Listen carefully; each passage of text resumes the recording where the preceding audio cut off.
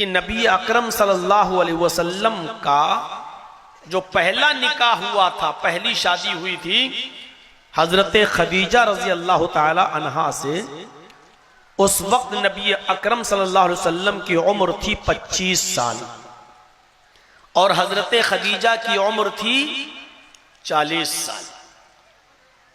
ये पहला निकाह नबी अकरम सल्लल्लाहु अलैहि वसल्लम का जो हुआ था हजरत खदीजा रजी अल्लाह ताला अन्हा से, उस वक्त आपकी उम्र थी 25 साल। इब्ने कसीर नकल करते हैं कि आपके 6 बच्चे हजरत खदीजा रजी अल्लाह ताला अन्हा से पैदा हुए और सबसे पहले एक बेटा पैदा हुआ। उस बच्चे का नाम आपने रखा कासिम। उसी जेहद से अल्लाह के नबी सल्लल्लाहु अलैहि वसल्लम को कहा जाता है अबुल कासिम। पहले बच्चे का जो सबसे पहले पैदा हुआ उसका नाम था कासिम, लेकिन यह बच्चा ज्यादा दिन तक जिंदा नहीं रह सका और हालत सिगरे सिन्नी में बचपने में ही इस बच्चे का इंतकाल हो गया। यह बच्चा रुखसत हो गया, इस दुनिया को छोड़कर चला गया बचपन में। उसके बाद नबी अकरम सल्लल्लाहु अलैहि वसल्लम के को अल्लाह ताला ने 4 बेटियां अता फरमाई, एक एक करके। सबसे बड़ी जो बेटी थी जो पैदा हुई खदीजा के बतन से, उस बच्ची का नाम था ज़ैनब। और उसके बाद जो बेटी पैदा हुई उसका नाम था रुकैया। और उसके बाद जो बेटी पैदा हुई उसका नाम था उम्मे कुलसूम। और चौथे नंबर पर सबसे लास्ट में जो बच्ची पैदा हुई नबी अकरम की बेटी, उसका नाम था फातिमा रजी अल्लाह ताला अन्हा। ये 4 बच्चियां पैदा हुई। बेटा पहले इंतकाल कर गया, 4 बच्चियां पैदा हुई और उसके बाद फातिमा के बाद फिर एक और बेटा हुआ नबी अकरम सल्लल्लाहु अलैहि वसल्लम का। यह तहकीक है इब्ने कसीर रहमतुल्लाह अलैह की। कुछ लोगों ने इख्तिलाफ भी किया है, मुख्तलिफ रायें भी हैं, लेकिन जो आखिर में जो बेटा पैदा हुआ खदीजा से, छठा बच्चा लास्ट में, उसका नाम था अब्दुल्लाह, जिनको तैयब और ताहिर भी कहा जाता है, तैयब और ताहिर। लेकिन यह बच्चा भी सिगरे सिन्नी में इंतकाल कर गया। उधर कासिम का इंतकाल और इधर अब्दुल्लाह का भी इंतकाल। बच्चा कोई भी जिंदा नहीं रहा। बेटियां जिंदा रहीं, शादियों तक उनकी जिंदगी रही, एक उम्र पाई, लेकिन बेटे सब बचपन में इंतकाल कर गए। अब नबी अकरम सल्लल्लाहु अलैहि वसल्लम नबी भी बन चुके हैं, आपकी उम्र 40 को क्रॉस भी कर चुकी है, आप बाप भी बन चुके हैं, आप नबी भी हो चुके हैं। तो मारिया किप्तिया नबी अकरम के पास रही। मारिया किप्तिया के बतन से, मारिया किप्तिया के पेट से नबी अकरम का एक और बच्चा पैदा हुआ। उस बच्चे का नाम था इब्राहिम। यह बच्चा भी सिर्फ 18 महीने जिंदा रहा, 1.5 साल बस। और 18 महीने की जिंदगी पाकर यह भी अल्लाह को प्यारा हो गया, इस बच्चे का भी इंतकाल हो गया। मारिया किप्तिया ने कासिद भेजकर बुलवाया, तबीयत ज्यादा खराब है इब्राहिम की, जल्दी आओ, जिस हाल में भी बैठे हो आ जाओ। नबी अकरम को जब ये इतला मिली कि इब्राहिम की तबीयत नासाज है, ज्यादा खराब है, आप गए घर में। और जैसे ही घर के अंदर दाखिल होते हैं, मारिया किप्तिया ने इब्राहिम को मोहम्मद रसूलुल्लाह की गोद में डाल दिया। आपने अपने मुबारक हाथों में उस बच्चे को लिया जो आपका बेटा था, मारिया किप्तिया के बदन से पैदा हुआ था। उस बच्चे ने जैसी मोहम्मद की गोद पाई सल्लल्लाहु अलैहि वसल्लम, शायद वो अपने बाप की गोद में ही आना चाहता था और इसी इंतजार में था। और जैसी वो नबी की गोद में आया, उस बच्चे का भी इंतकाल हो गया। 1.5 साल की उम्र में इब्राहिम भी चल बसे। इब्राहिम के इंतकाल के बाद नबी अकरम को इतना दुख हुआ इतना गम हुआ। गम तो कासिम के इंतकाल पर भी था, गम तो अब्दुल्ला के इंतकाल पर भी था, लेकिन आपने उस गम का इजहार नहीं किया। लेकिन जब आपका ये तीसरा बेटा जो मारिया किप्तिया के पेट से पैदा हुआ, जब इस तीसरे बेटे का इंतकाल हो गया तो नबी अकरम सल्लल्लाहु अलैहि वसल्लम के आंखों में आंसू आ गए और आपका दिल गमगीन हो गया। उस बच्चे की बॉडी को मारिया किप्तिया के पास रख दिया। आपने उसके बॉडी को जब मारिया किप्तिया के बिस्तर पर रख दिया तो आपकी आंखों में आंसू थे और दिल गमगीन था। उस वक्त आपने अपने गम का इजहार यूं किया जिसको इमाम बुखारी ने बुखारी शरीफ के अंदर किताबुल जनाइज के चैप्टर में बयान किया है।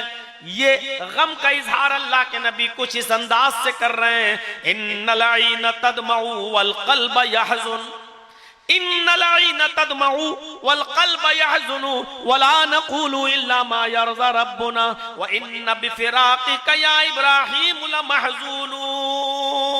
इब्राहिम तेरी जुदाई से मेरी आंखें अश्कबार हैं। इन्नल ऐन तदमउ, आए मेरे बेटे तेरी जुदाई से तेरे बाप की आंखें अश्कबार हैं, मेरी आंखों में आंसू हैं, आंखें अश्कबार हैं। वल क़ल्ब यहज़ुन, और दिल गमगीन है, दिल मायूस है, दिल परेशान है। इस गमगीनी में और इस मायूसी के आलम में भी मैं अपने रब की दी हुई और उसकी तरफ से नाजिल हुई इस किस्मत पर राजी हूं।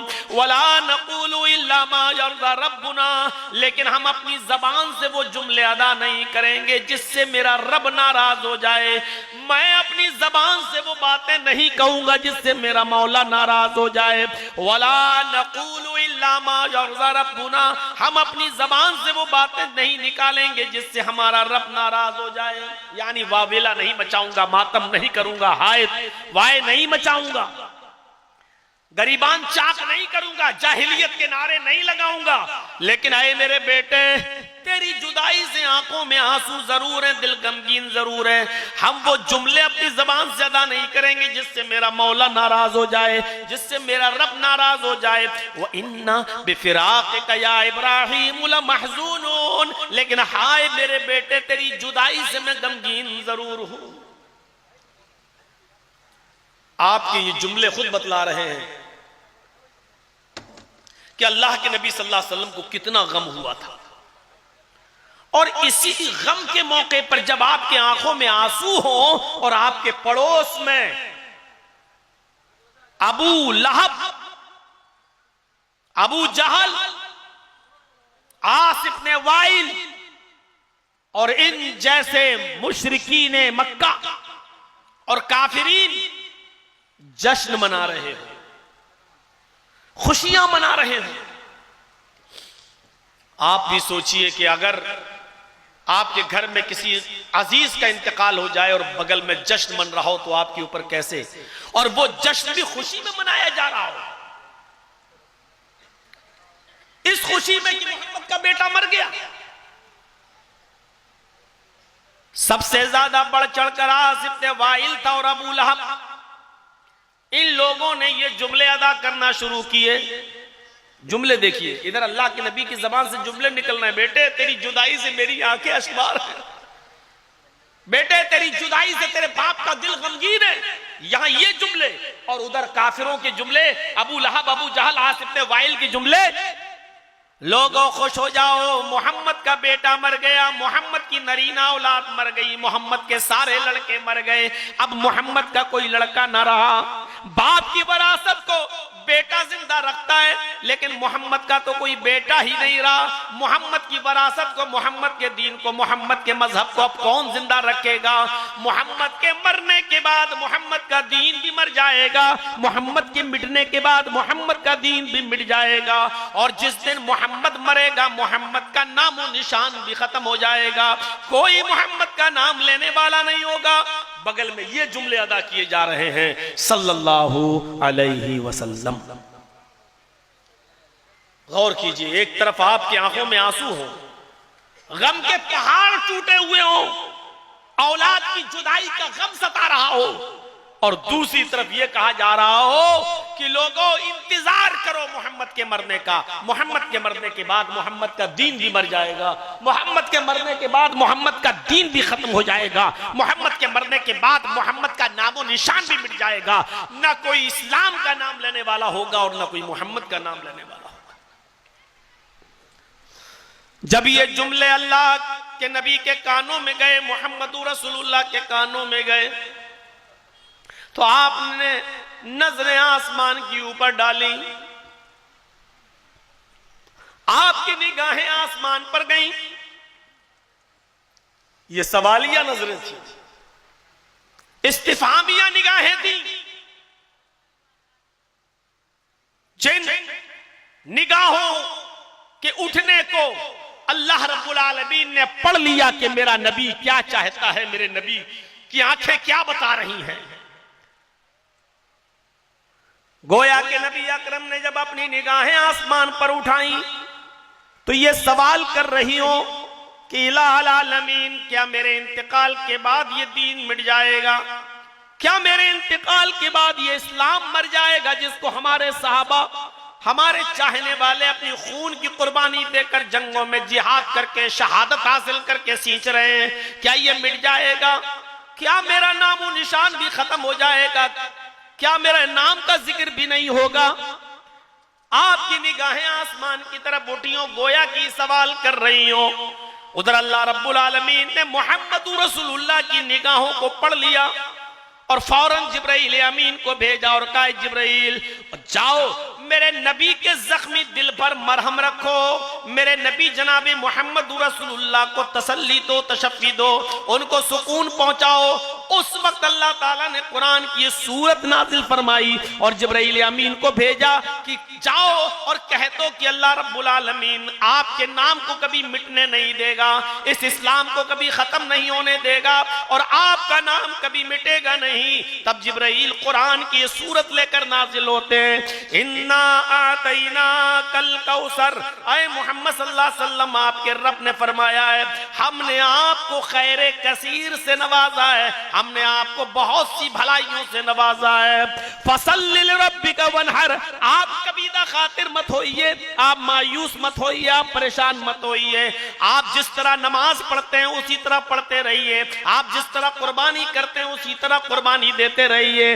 इन्ना शानी अकहुआ लफ्तर, ऐसा कहने वाले आपके दुश्मनी जलील होंगे, ख्वार होंगे, रुस्वा होंगे, उन्हीं का नामो निशान मिट जाएगा।